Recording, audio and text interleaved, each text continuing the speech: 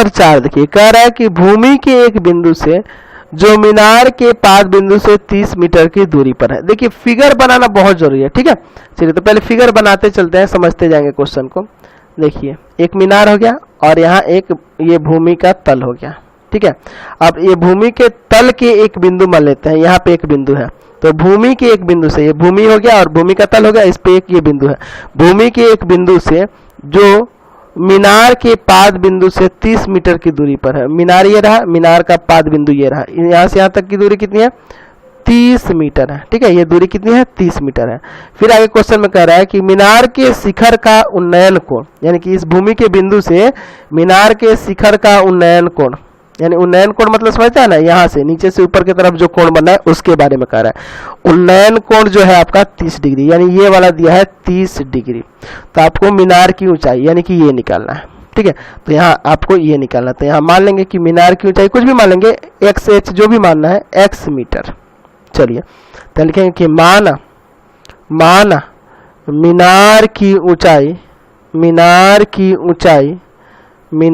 की ऊंचाई बराबर में x मीटर, ठीक है। आप ABC नाम दे दीजिएगा तो बेहतर आता है, नहीं भी दीजिएगा तो कोई दिक्कत नहीं है, ABC। चलिए नाम देना बहुत अच्छा रहता है, ये तो लंब होता है। चलिए अब यहाँ किसका फॉर्म लगाएंगे, तो आपको लंब निकालना है, आधार दिया है, तो आप क्या लगाएंगे, tan ही ना लगाएंगे, तो tan थीटा बराबर लंब और बटा में आधार, लंब बटा में आधार, यानी कि tan 30 ले लेंगे, तो tan 30 लीजिएगा तो लंब होगा आपका BC और आधार होगा आपके पास AB।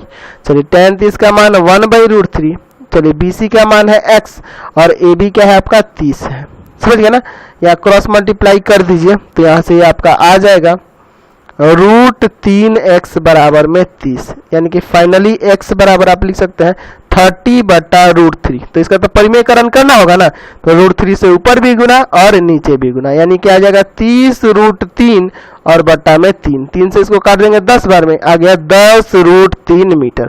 तो लिख सकते हैं मीनार की ऊंचाई, इसलिए मीनार